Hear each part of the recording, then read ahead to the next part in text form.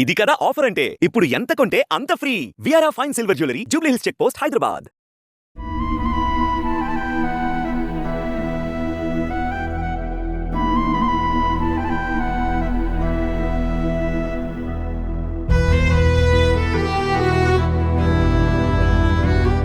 చిత్తూరు జిల్లా మదనపల్లి ప్రాంతం నుంచి సుమన్ టీవీని ఆశ్రయించారు ఓ కుటుంబం.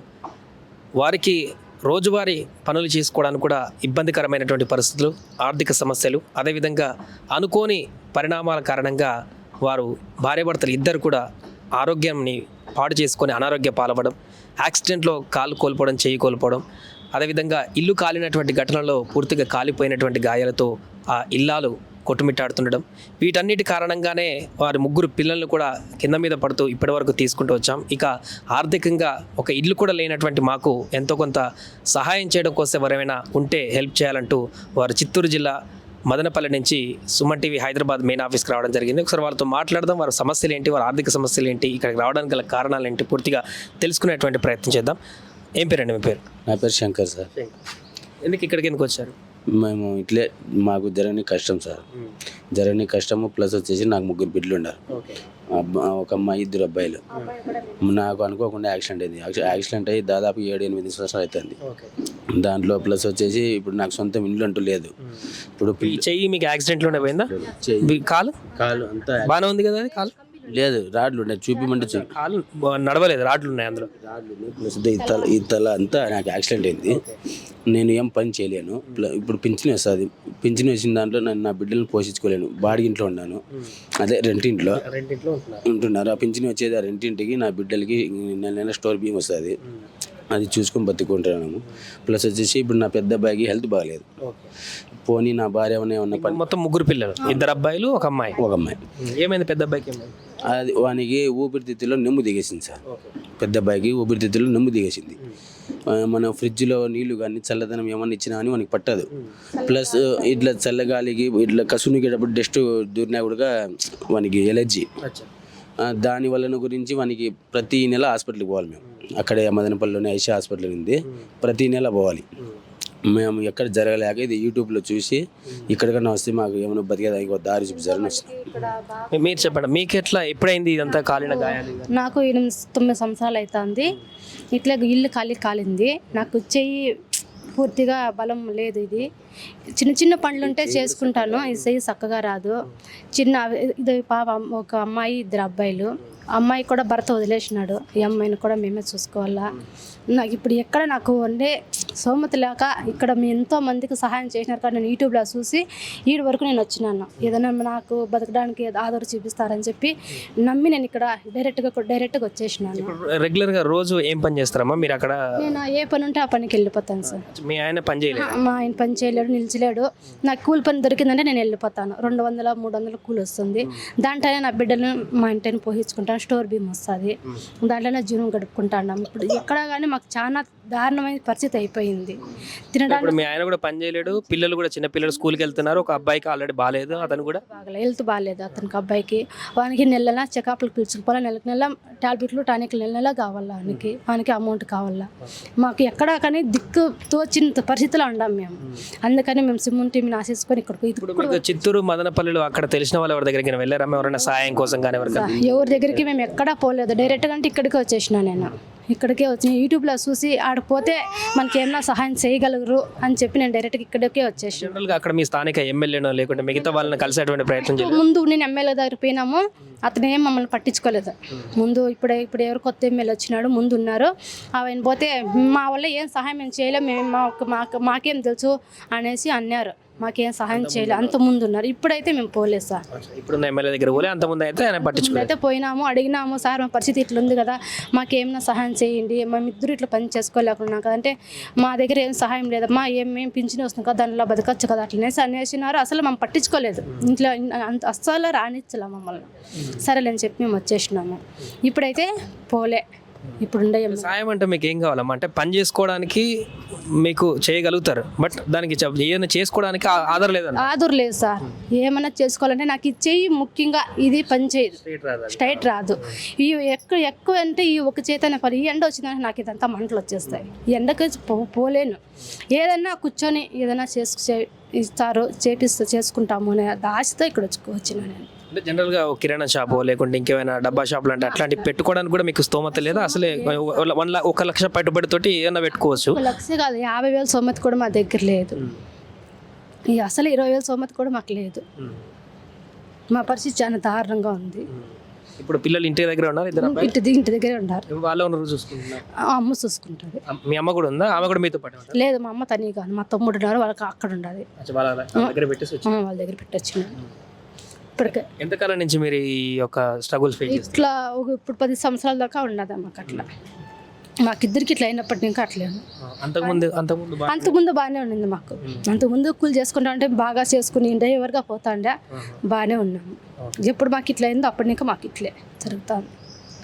ఇప్పుడు ఫైనల్గా అంటే మీకు ఎలాంటి హెల్ప్ కావాలని కోరుకుంటున్నారు? అంటే ఈ వీడియో చూసినటువంటి పబ్లిక్ కానీ వాటికి కానీ మీకు ఎలాంటి అంగడి పెట్టించేదో కిరాణా కొట్టు అట్లా పెట్టించి నాకు ఇచ్చేయి, కొంచెం ఆపరేషన్ చేపిస్తే ఏదో పని చేసుకుని ఇప్పుడు అది ఆపరేషన్ చేస్తే సెట్ అవుతుంది మీకు? చెయ్యి స్ట్రేట్గా వస్తుంది, పని చేసుకోవడానికి అవకాశం ఉంటుంది. చెయ్యి కొంచెం ఏమన్నా బతికేదానికి కాదురుగా ఒక కిరాణా షాప్. ఇల్లు లేదన్నారు కదా, ఇల్లు ప్రాపర్టీస్ ఇంకా ఏం లేవమ్మా? జాగా అయితే వచ్చింది, మాకు కట్టుకునే సోమతి లేదు. ప్రభుత్వం ఏదైనా జాగా ఇచ్చింది కానీ దాంట్లో ఇప్పుడు ఇల్లు కట్టుకోవడానికి కూడా మీకు సోమతి లేదు. ఉన్నప్పుడు ఇచ్చినారు, మాకు కట్టేదానికి సోమతి లేదు. అట్లే కొట్టేదానికి సోమతి లేక అది అట్లే ఉండాలి. మేము రెండింట్లోనే ఉండాలి. ఇప్పుడు అద్దుకున్నాం. అందుకోసమే మేము మెయిన్ అదే పెద్ద కొడుకు ఆయనకు సెట్ అవుతుంది అంటున్నా. అదే ప్రాబ్లం ఏంటంటే 18 ఏళ్ళ వరకు ఇట్లే చూపించాలండి సార్. డాక్టర్ల దగ్గర ఎక్కడెక్కడ తిప్పాము, లాస్ట్కు అక్కడ పిలిచిపోయినాము. ఆయన చెప్పినాడు ప్రతి నెల పిలిచిరండి, మీరు ఏ మాత్రమే కానీ చల్లదనానికి తాపాకండి, ఫ్రిడ్జ్లో వస్తువు ఏమి ఇవ్వకండి, ఇట్లా కసును గేటప్పుడు డస్ట్ పెట్టియాకండి, ప్రతి నెల పిలిచిపోతాం, చెకప్లు చేసుకొస్తాం.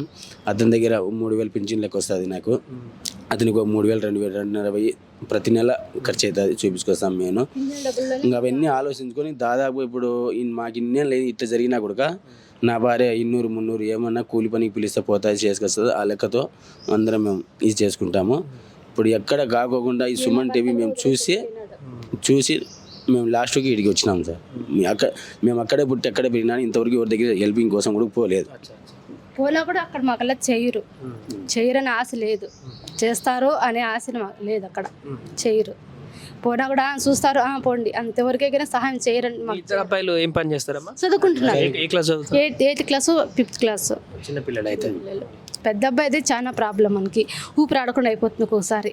అస్సలు మనకి ఏమనేది కూడా తెలియదు. ఇంకా అట్లా చేతుల మీద ఎత్తుకొని పరిగెత్తాలి. ఎంత ఖర్చు అవుతుంది మెడికల్కి నెలకి 5,000 6,000 వచ్చేస్తుంది. వచ్చిన పింఛన్లని వచ్చిన పింఛన్ నెల ప్రతి నెల పెట్టేసే వెళ్ళాలి. ఇంకా అద్దు అంటావా, ఎవరైనా కూలి పని పిలిస్తే పోతే దానికి అద్దె కట్టుకుని ఇంట్లో చూసుకోండి. రోజు కూలి పని దొరకదు అమ్మ, మరి అప్పుడు ఎట్లా? జరగదు, ఒక రోజు జరుగుతుంది, ఒక రోజు జరగదు. ఉండే దాంట్లోనే గడుపుకుంటాను, ఉండే దాంట్లోనే చేసుకుంటాను. ఇంక ఈ పిల్ల ఇది చిన్న పాప ఉంది, ఇంకొక పాప కూడా ఉంది. ఈ పాపకు 2. ఆ అమ్మాయిని కూడా భర్త వదిలేసి వెళ్ళిపోయినాడు. ఇంకా ఆ పాప కూడా మాతోనే ఉంది. అది మా పరిస్థితి సార్. అందుకోసమే మాకు ఎక్కడ తోచుకాయి ఇక్కడ వచ్చి ఇంతవరకు ఇక్కడ వచ్చినాం. ఇంత దేశం. ఎన్ని గంటలకు వచ్చినారు మీకు ఇక్కడికి? తెల్లవారుజామున 3:30కు దిగినాం కదా, ట్రైన్లోనే వచ్చినాం. ఎవరన్నా హైదరాబాద్లో మీకు తెలుసు?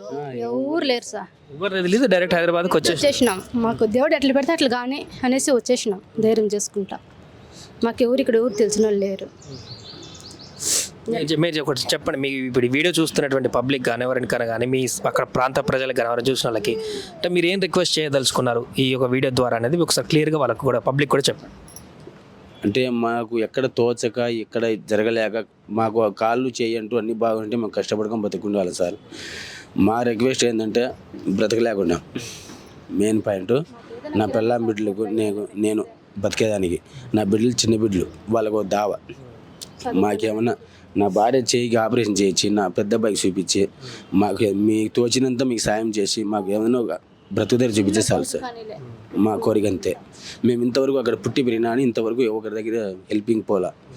ఇది చూసి డైరెక్ట్ ఇక్కడ వచ్చినాం. శంకర్ సార్. అది మదనపల్లి నుంచి వాళ్ళు రావడం జరిగింది కుటుంబ సభ్యులు చిత్తూరు జిల్లా నుంచి. ఒకటి ఆ కుటుంబంలో ఒక అతను పెద్ద మనిషి, కుటుంబంలో ఉన్నటువంటి పెద్ద దిక్కు, ఒక చెయ్యి ఒక కాలు ఉన్నా కూడా అది పనిచేయదు పూర్తి స్థాయిలో. అదేవిధంగా వాళ్ళ కుటుంబ ఆడపడుచున్న ఎవరైతే ఉన్నారో ఆమెకు మొత్తం ఇల్లు కాలినటువంటి సందర్భంలో కాలిన గాయాలతోటి చెయ్యి కూడా స్ట్రేట్గా రాదు. ఆమె కింద మీద పడుతూ వాళ్ళు 3 బిడ్డలు, ఒక అమ్మాయి 2 అబ్బాయిలు, వాళ్ళందరూ కూడా పోషిస్తూ, అమ్మాయికి పెళ్ళైనా కూడా డివోర్స్ అవ్వడం కారణంగా ఆ పాప కూడా 2 పిల్లలతో మనవరాలతో సహా ఇప్పుడు ఈ ఇంట్లోనే ఉంటుంది. వీళ్ళందరినీ పోషించడానికి ఆమె ఒక్కతే ఆధారం అయిపోయింది. అది కూడా కూలీనాల పనులు చేసుకుంటూ జీవనం కొనసాగిస్తున్న సందర్భం. అంతేకాకుండా కొడుకు పరిస్థితి ఇంకా దారుణమైనటువంటి అనారోగ్య పరిస్థితులతో ఉండడంతో వచ్చేటువంటి పెన్షన్లు కానీ కూలీనాల పనులు కానీ కనీసం తినడానికి కూడా సరిపోవట్లేదంటూ కూడా ఆవేదన వ్యక్తం చేస్తున్నారు. ఏదైనా షాప్లను పెట్టుకోవడానికి కూడా కనీస ఆర్థిక సాయం మాకు లేదంటూ కూడా ఆ రకంగా సహాయం కావాలంటూ కూడా అభ్యర్థించడం కోసం వారు సుమన్ టీవీ హైదరాబాద్కి తిరుపతి నుంచి ట్రైన్లో వాళ్ళు నైట్ జర్నీ చేసి రావడం జరిగింది. మళ్ళీ వెళ్ళడానికి కూడా డబ్బులు లేవంటున్నారు వాళ్ళకు. అంత ఆర్థిక పరిస్థితులతో వాళ్ళు ఇక్కడికి వచ్చారు. కాబట్టి ఈ వీడియో చూసిన ఎవరన్నా ఏమైనా హెల్ప్ చేయాలనిపిస్తే స్క్రీన్ పైన కనిపిస్తున్నటువంటి వారి నెంబరే, వారి గూగుల్ పే, ఫోన్పే నెంబరే మీకు స్క్రీన్ మీద కనిపిస్తుంటుంది. వాళ్ళకి ఫోన్ చేసి మీకు ఇంకేమైనా హెల్ప్ చేయాలనిపిస్తే వాళ్ళతో మాట్లాడి ఆ కనిపిస్తున్నటువంటి ఫోన్పే నెంబర్ కానీ దానికి కానీ మీరు ఎంతో కొంత సహాయం చేసి వారికి రుణపడి ఉండాలని కూడా కోరుకుంటున్నాను. సుమన్ టీవీలో మీ పర్సనల్ అండ్ బిజినెస్ ప్రమోషన్స్ కోసం కింది నెంబర్కి కాంటాక్ట్ చేయండి.